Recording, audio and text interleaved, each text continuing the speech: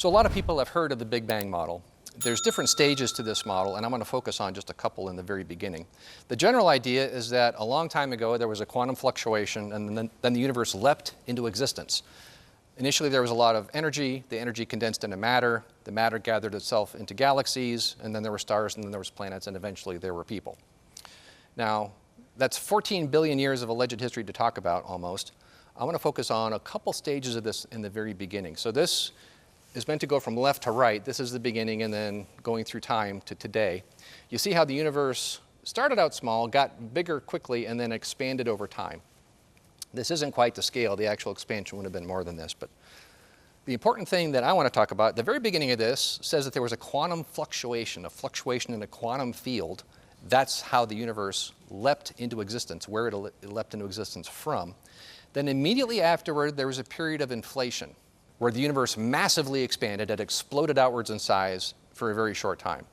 Subsequent to that, the expansion rate slowed down quite a bit, and then it's been expanding since then for the past 13.8 billion years, give or take. So a lot to talk about within this model, but again, let's focus on the very beginning. Overall question is, did the universe begin at the Big Bang? That seems like kind of a simple question, but it's interesting. There's only two real answers to it, yes or no. If the universe began at the Big Bang, then there could have been nothing before the Big Bang. Because if not, then whatever began wasn't the full universe. So if the universe began, then it had to come from nothing. But physics doesn't allow something to come from absolutely nothing. Sometimes secular authors will say, well, the laws of physics permit this. Well, actually they don't, first of all. And second of all, even if they did, laws of physics describe how a universe operates. There are no laws of physics before there's a universe, nor are the laws of physics things that can make something. So when dealing with things like the Big Bang model, there's a lot of concepts that get thrown on that really don't make a lot of sense if you think about it, and unfortunately a lot of people don't think all that deeply. My point for now is if the universe began at the Big Bang, then it had to come from absolutely nothing, which violates physics because something can't come from nothing. So that's not really a valid option. But the idea that there's always been something doesn't work either, because had there always been something, the universe would be eternal, stars would all have burned out by now, and no new stars could form because the energy available for that would have been consumed, and so on. So for various reasons, neither of these options really work, and I call this a secular dilemma. We did an entire show on this that I'd recommend to people if they're interested. But it shows that if you try to explain how the universe got here without God, you have a problem. You're going to violate physics in your model one way or the other. But setting that aside, there's other issues with the Big Bang model specifically that we can talk about. The Big Bang model actually has problems with multiple lines of evidence. It's contradicted by data in a couple different ways. Number one, the Big Bang model predicts that the universe should be filled with what are called magnetic monopoles. Particles that are magnetic, but they only have one pole, either north or south, but not both. Big Bang model predicts the universe should be filled with these. We haven't seen one yet. That's a prediction that failed, and data against the Big Bang model. A second issue is called the horizon problem. This is a map of the cosmic microwave background. There's low temperature radiation coming to Earth from all directions in space, and secular scientists believe that this is the leftover afterglow from the Big Bang.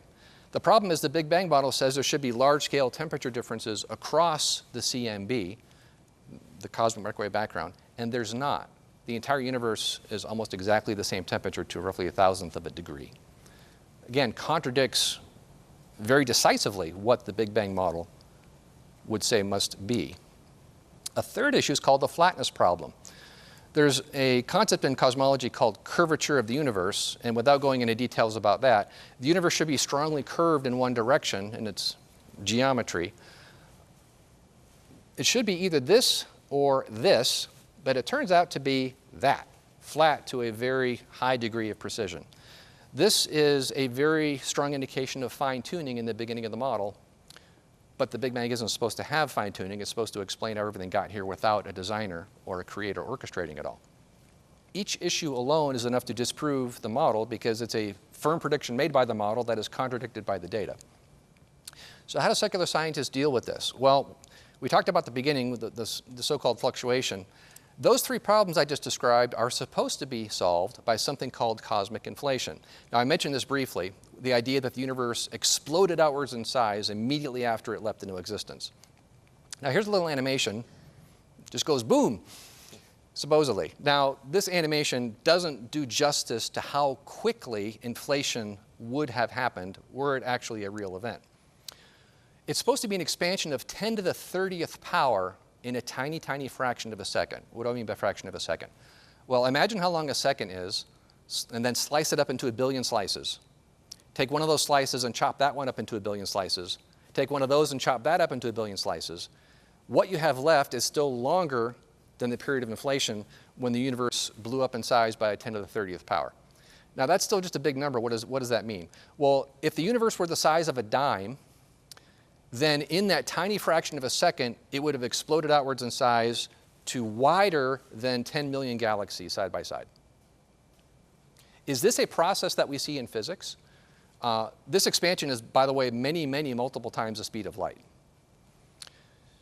So this whole idea of the universe exploding outwards in size at multiple times the speed of light is totally outside of known physics. It's supposed to be driven by a particle called the inflaton, but has anybody ever seen an inflaton? No.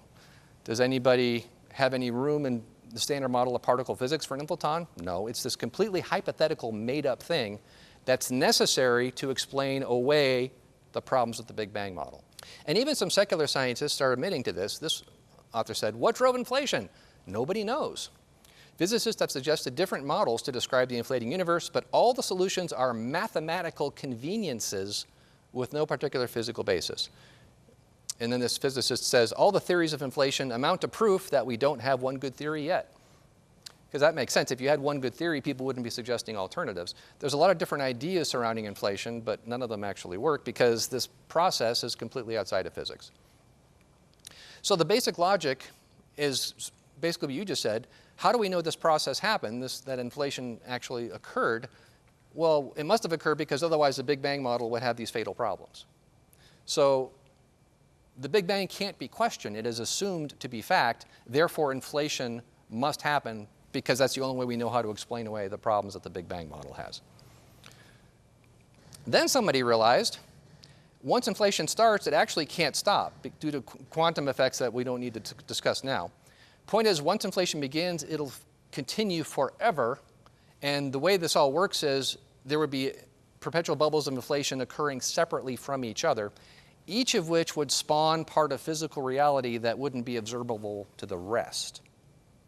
I know that's kind of a weird way to say that. So basically, they call this production of bubble universes. There's been an eternal production of universes bubbling off through time, all splitting off from each other. It's been going on eternally long. It'll continue forever into the future, producing an infinite number of universes through this inflationary process. And this is ultimately the source for the claim that there's a multiverse. As we said, multiverse means there's multiple universes, and we discussed how this is a new definition for the word universe in a way.